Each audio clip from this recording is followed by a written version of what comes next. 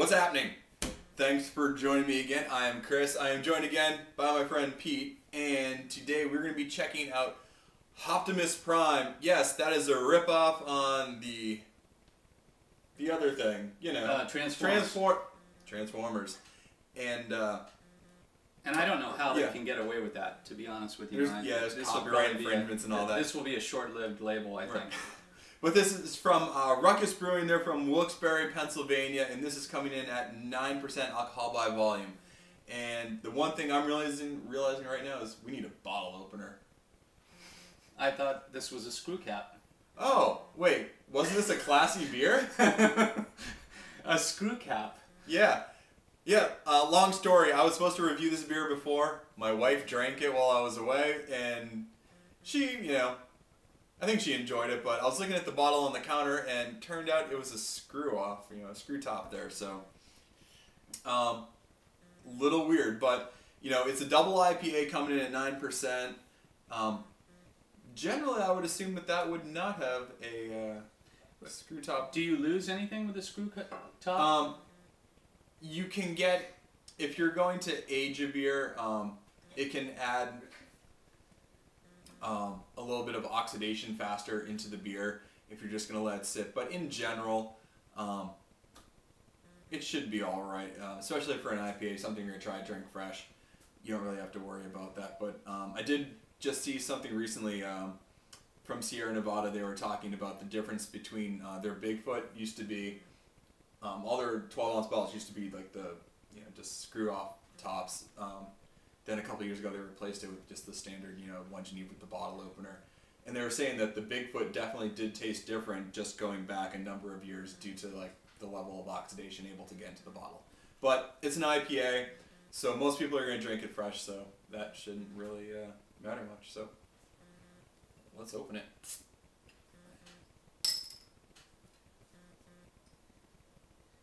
Yeah, you would think it would cost more. I mean, is there a cost factor to screw cap versus... I don't think so. Yeah, it's kind of weird. Let's see. Definitely 9%. It's not generating a whole boatload of head here. Not at all. But, it's a pretty good, kind of dark orange color. About a half finger of some off-white head with really, really small bubbles in there. Yeah, not a ton going on. Yep. It's pretty standard looking as far as an IPA goes. I'm surprised. Absolutely no head on mine at all. I was totally dissipated.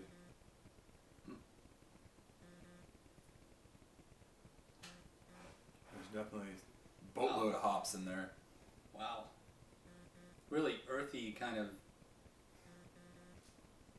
serious hop. Yeah, there's sort of like a tropical fruit kind of quality to that.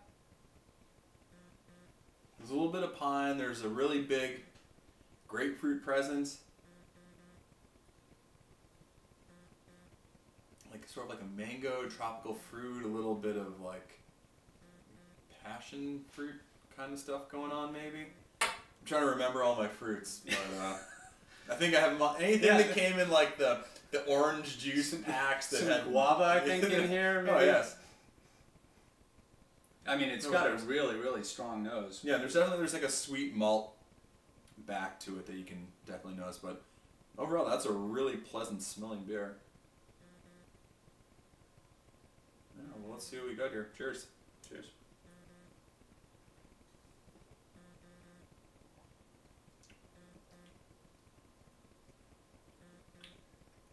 Much less than I was expecting.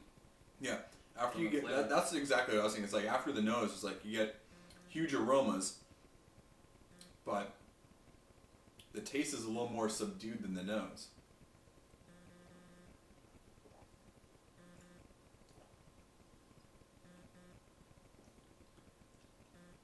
Like you're definitely getting there's definitely a little bit of that citrus sweetness in there that blends in.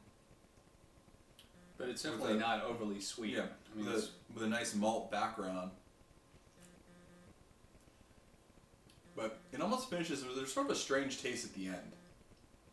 where it finishes. I can't quite pin down what that is. It leaves something on the tongue. I'm really surprised at how mild it is compared to the smell. You know, maybe it's the fact that we were just eating some cheese or whatever else, and maybe it's like muted our tongues or whatever, but I was really expecting a lot more out of the flavor.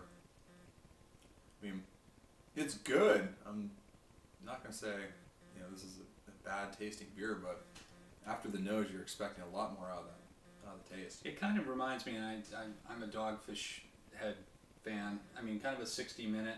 I mean, I was expecting more of a hop head, like, you know, really, really punchy, hoppy taste, and it's definitely more mild than that. I think it's a lot more mild. There's definitely not a whole lot of pine in this for being an IPA. You're definitely getting more in sort of that, like that tangerine, tropical fruit, kind of mango complexity of the hops that blends in with sort of like there's that, you know, sweet caramel malt backbone that it finishes with. But yeah, those tastes seem rather subdued. And I don't know if there's a freshness date on the bottle here or some sort of coating, but yeah, got 26/4/11. So I don't know if that's the 26th of April 2011. Yeah, I can't really tell. But I would say, I mean, based on the alcohol content, I probably wouldn't pick this necessarily, just because, you know, I'd find myself drinking more of this and then having a hard time driving or something. So well, that's for 9%. You definitely, I can't really taste much of the alcohol at all. Yeah. I mean, it's good. It's drinkable. Yeah, but it's like, for most IPAs, you're used to just that sort of real sharp edge to start off with, just like that bitter up front, and that doesn't have this. So maybe, you know, for someone that's, if you're just getting into IPAs or, you know, something like that, you know, you've never really tried it, and you don't really want something overly aggressive, this may be something worthwhile to try, because I think it does have a lot of other great citrus qualities, but it doesn't have that traditional like IPA bite just to start with. Yeah.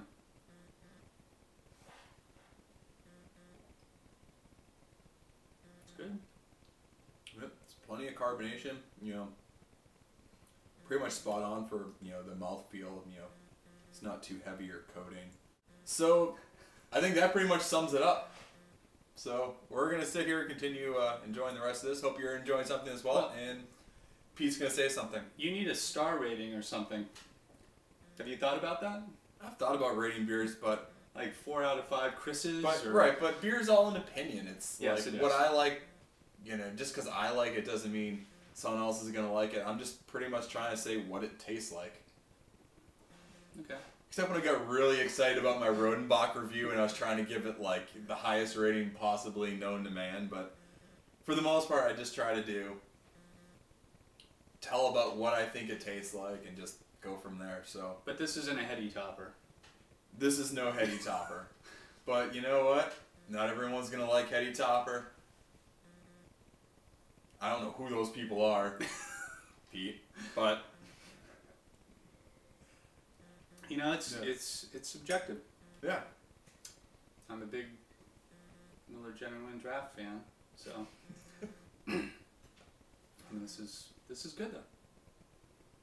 Yeah.